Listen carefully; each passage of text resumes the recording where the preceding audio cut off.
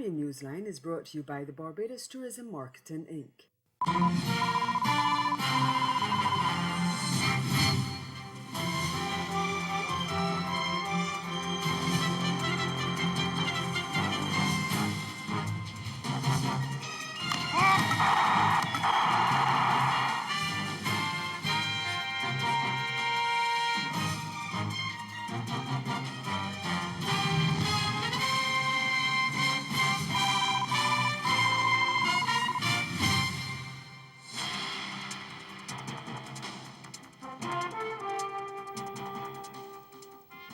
Guyana's High Court to rule on whether to stop house-to-house registration ahead of elections. Our top story in Caribbean Newsline for Monday, August 5th.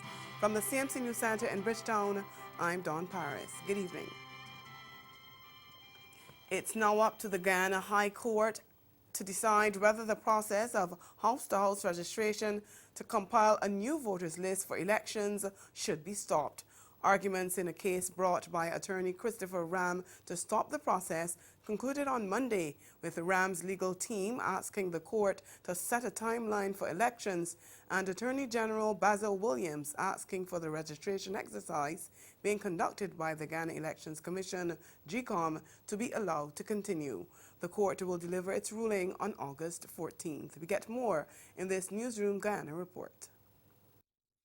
Chris Ram, on July 22nd, filed an injunction in the High Court challenging the constitutionality of the ongoing house-to-house registration exercise. Chief Justice Acting Roxanne George Wiltshire on Monday concluded hearings in the case. In his closing argument, Ram's attorney Anand Nandlal asked the Chief Justice to set a time frame for national elections in her ruling, which will be delivered on August 14th. Alluding to the litigations which followed the passage of the December 21st no-confidence motion, Nandlal argued that the lack of sternness from the court has led to the prolonging of the issue.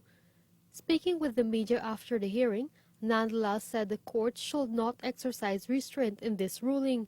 The CCJ said the same thing, that the Constitution must be obeyed and that elections must be fixed within the constitutional time frame.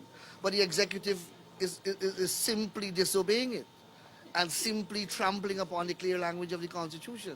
And that is what I'm telling the judge, that for how long will we not bell the cat? How long are we going to engage in all kind of diplomatic and intellectual exchanges when we are not belling the cat? We are not speaking about the elephant in the room. And I beseech this court not to act with restraint again. We are here because the court acted with restraint since January. The Attorney General Basil Williams and his team of lawyers, which included Solicitor General Nigel Hawke, argued that it is not the court's place to set a date for elections. The AG said the matter is now a political one, which lies with the political leaders to come to an agreement on a plausible date for elections. The CCJ said it would not set deadlines or timelines for the constitutional actors. They expect that they have their constitutional responsibilities and they would execute them with integrity. But they never give any deadlines or guidelines, timelines, which would be GECOM. And of course, they refuse to name a date, which is within the province of the president. Further, Williams asked the court to allow the Ghana Elections Commission, GECOM, to move ahead with the ongoing house-to-house registration exercise. The Attorney General told the court that it is just a matter of weeks for the process to be completed. There are concerns about whether the states of emergency in some parishes in Jamaica are resulting in human rights violations. Human rights group Jamaicans for Justice said complaints of human rights violations are flooding their office. We get more in this TVJ News report. According to Policy and Advocate Manager at JFJ, Monique Long, the group has been receiving complaints and queries in relation to the previous and current SOE, especially in St. James. Including persons who are affected adversely by the states of emergency, persons who feel that they have been wrongfully detained, family members of persons who have been locked up and have no recourse, nowhere to go and no one to answer their questions. Persons continuously reach out to us in all instances where police and other members of the security forces, they feel they come in contact with them in a way that they are not sure that their rights were respected and protected. Reiterating that JFJ is a space for persons who believe their rights are being violated, she says persons who are affected by the current state of emergency in their area can and continue to contact them for varying issues. The support we provide is broad-based. We have a legal department that works assiduously on cases when they come to us, but we also have a number of experts within the organization that can provide greater clarity to some of the security and the policing measures that the JCF has implemented, and allow citizens to feel that their rights are in check and their rights are being respected and protected as policies and other things come into place for crime fighting.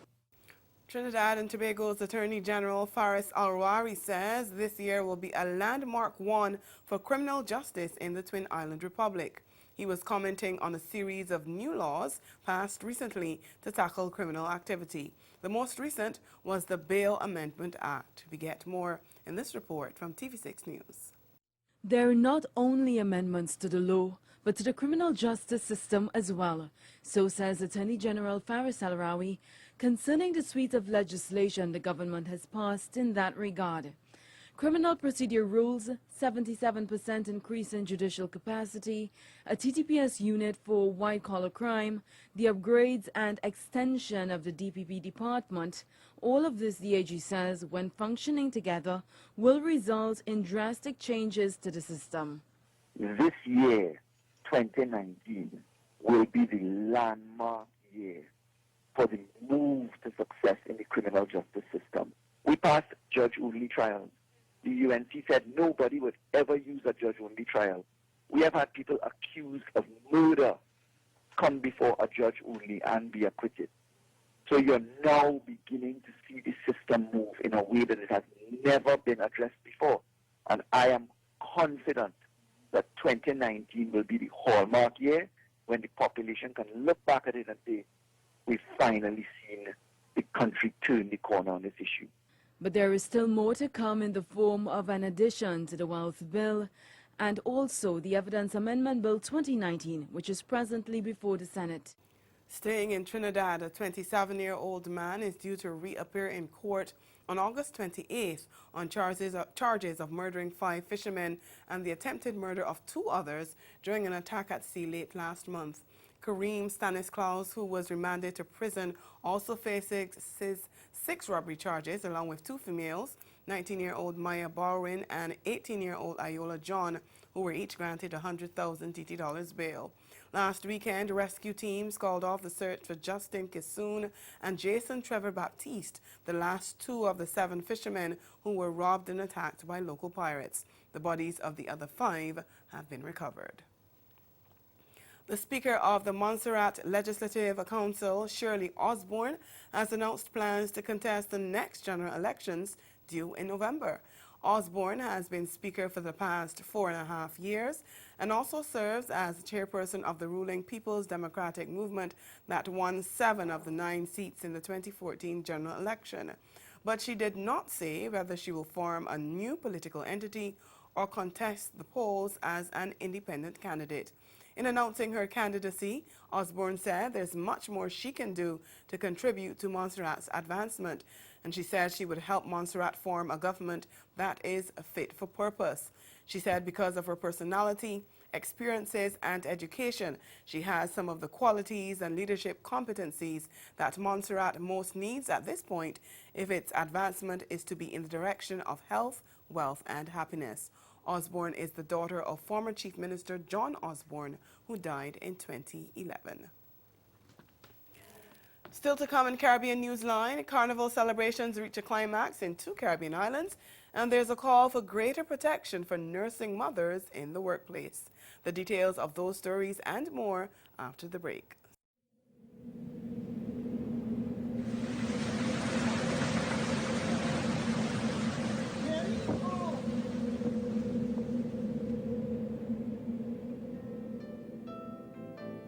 When you think of what we went through with Hurricane Irma, you had to be able to recognize what are the things we need to do to cope with the aftermath. The psychological trauma, to me, is probably the most telling on a lot of people. Preparedness is the key. So when people are prepared, when people have what their resources in terms of how they can cope with the disaster, they're better able to be able to return to their normal life. They're better able to make decisions that are informed for themselves and for their family and then for their community. Be ready. Look, listen, and link.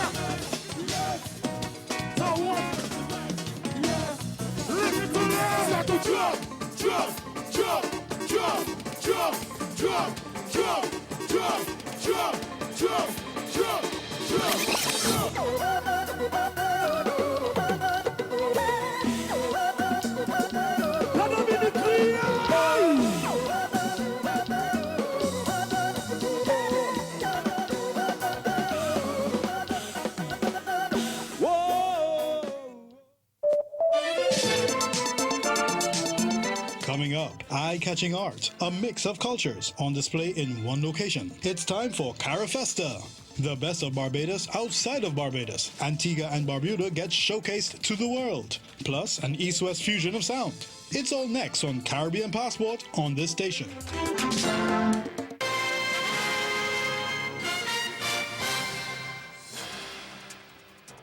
Welcome back.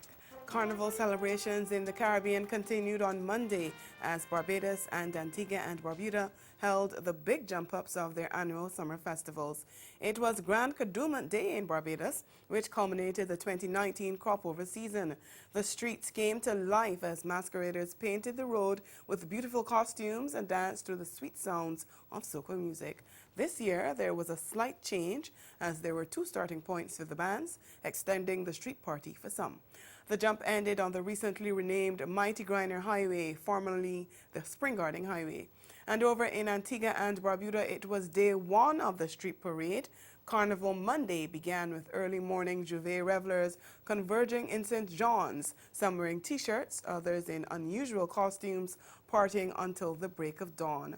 But there's still Carnival Tuesday to come in the Twin Island Nation, when costumed troops, groups, and individuals and beautifully decorated floats go on parade. The St. Kitts and Nevis government says the decision to introduce legislation to decriminalize small amounts of marijuana is a step towards the Twin Island Federation consolidating its freedom from slavery. Last week, the government introduced to Parliament legislation to amend the Prohibitive Drugs Act, which had forbid the cultivation, possession, and use of marijuana. In a message to mark Emancipation Day, which was observed in the country on Monday, Prime Minister Dr. Timothy Harris said those prohibitions dated back to a 1937 law, and he lamented that too many young people have been criminalized and incarcerated over cannabis, and as a result, they've lost out on job, travel, and overseas study opportunities, a good future, and a good name. In that regard, Prime Minister Harris said his coalition government has introduced legislation to expunge the records of those criminalized. Belize is moving to reform its tax system. The country has merged the General Sales Tax and the Income Tax departments, which will fall under the Belize Tax Service Department. As we hear in this report from Channel 5, the move aims to modernize tax administration by integrating the agencies with other institutions, as well as the private sector and the general public. The Belize Tax Service Department will introduce significant changes in legal, organizational, operational, and technological frameworks for administering taxes in the country. When there is the integration of income tax and GST, we no longer have taxpayers having to do things separately at income tax and separately at GST. All the replicated functions will be merged and there will be single unified processes. There will also be the high quality of taxpayer services. Taxpayers able to fulfill their tax obligation that of filing and paying and doing so on time.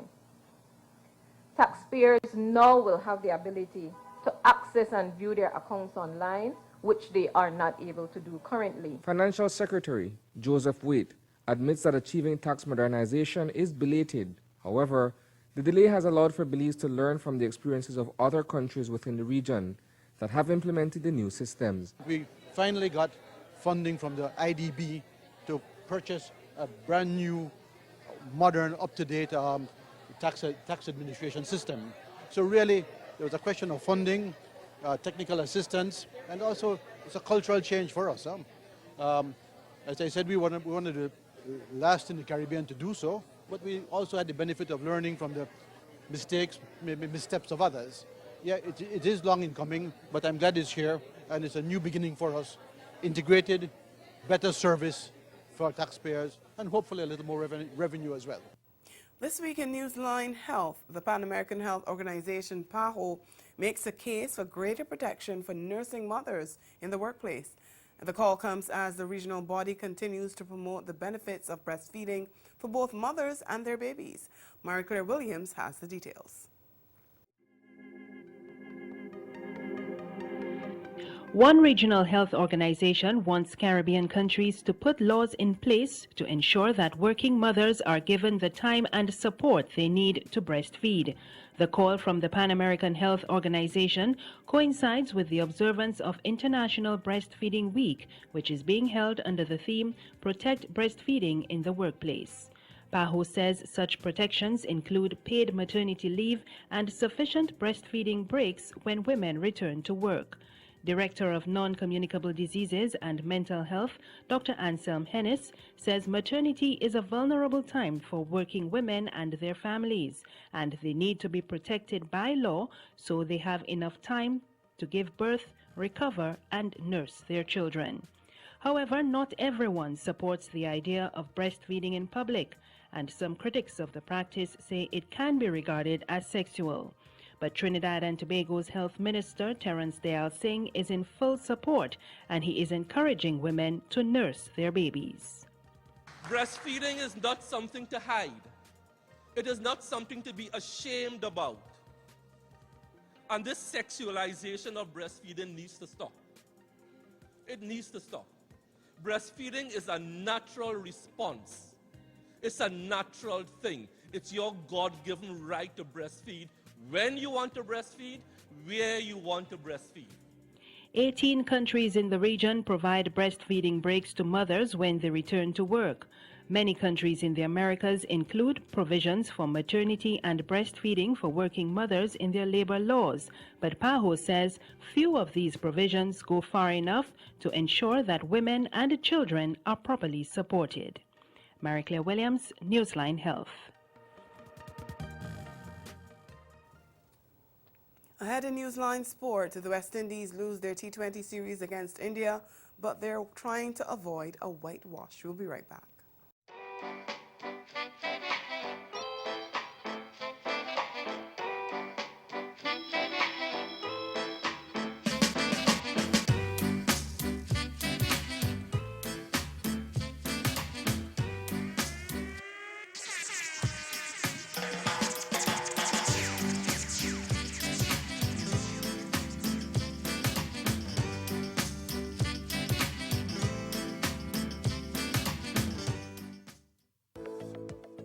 Join global, regional, and local financial technology experts at the 3rd Annual Central Bank Meets Blockchain Conference, Beyond Borders.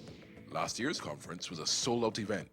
This year's speakers will present on the role of central bank digital currencies in digital transformation within developing nations. Join us at the 3rd Annual Central Bank Meets Blockchain Conference, Beyond Borders, September 10th, Hilton Barbados Resort. Now we're ready to show the world who we are. Shine a light so everyone could see our identity. See the way we do what we do. When we bring our cultures together, we make each other better. CaribFesta. CaribFesta 14, Trinidad and Tobago.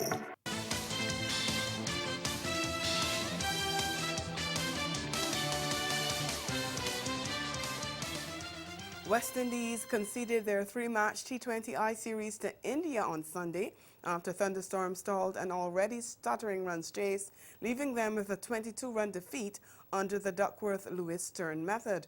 In pursuit of 168 for victory at the Central Broward County Stadium in Fort Lauderdale, Florida, lightning and rain sent players from the field at 1:40 p.m., with the Caribbean side on 98 for 4 in the 16th over, still requiring 70 runs from 27 balls to win.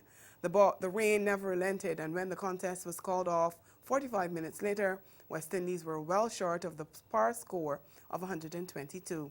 They'd been set back early in the game when they lost both openers with just 8 runs on the board after 3 overs.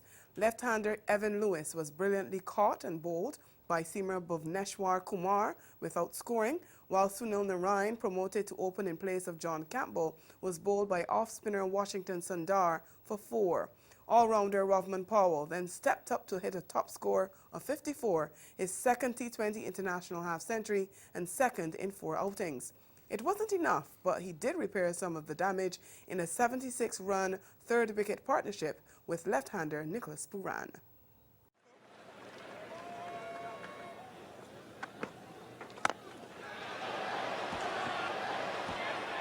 Hasn't hit it perfectly. Excellent from Manish Pandey. Such a commonplace piece of athleticism and judgment in the modern game.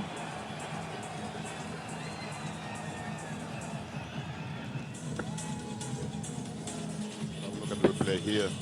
You can see he caught it not as well as you would have liked. He gave it the max, but we've seen this so often these days, the balance of individuals when they're taking catches on the boundary. For sure, that's magnificent stuff. We have seen on the West Indies side one of the best fielders, in my opinion, in white ball game. But Pooran is gone for 90, 84 for 3. Finger goes up.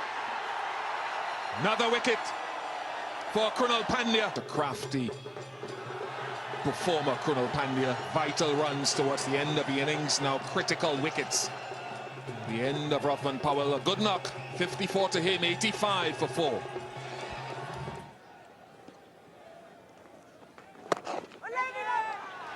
Dropped it. It was a good effort from Virat Kohli. Full stretch to his left. That's due to the wind factor that's here today. All of a sudden, the weather's just changed dramatically. And as you spoke about the clouds earlier, look at that. It's looking rather dismal at this particular point. So I guess right call.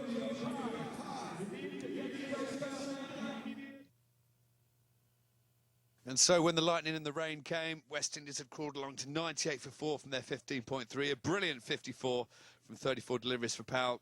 And Pooran 19 from 34. But those 2 wickets from Krunal right before the lightning dragged the players off the field really did look to have won the game for India. His defeat in Sunday's second match followed their 4-wicket loss in Saturday's opener. They now head into the final T20 International in Guyana on Tuesday, trying to avoid yet another whitewash.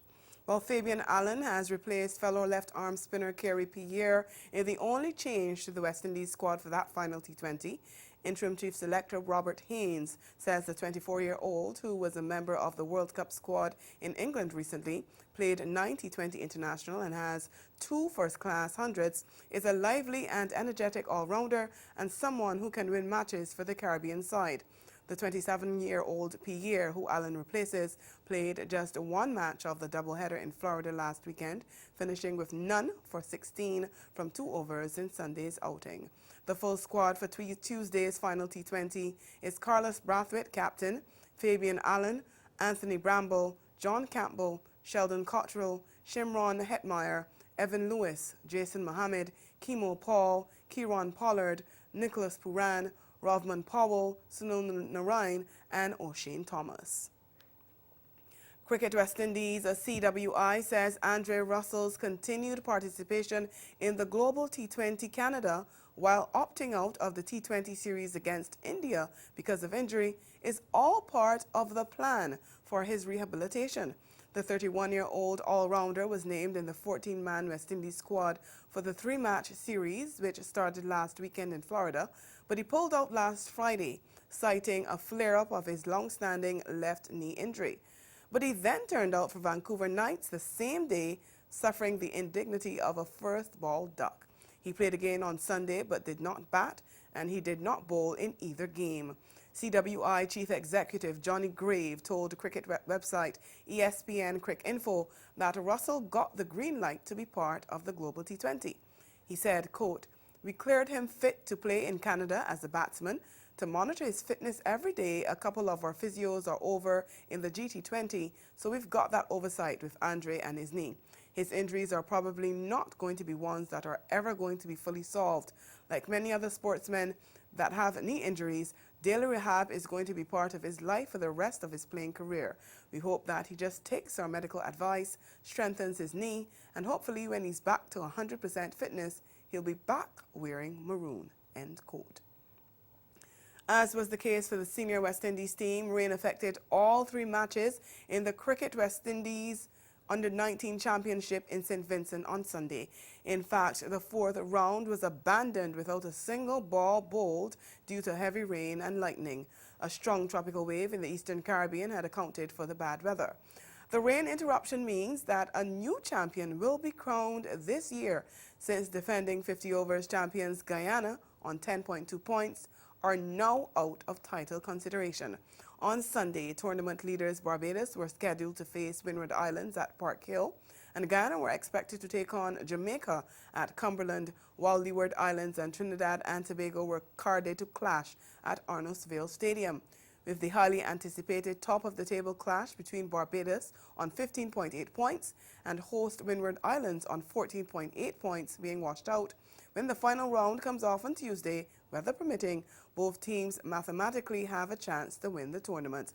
Barbados gaining at least 5.1 of a maximum 6 match points will see them being declared winner. And that's the sport. We'll be right back. Caribbean Newsline is brought to you by the Barbados Tourism Marketing Inc.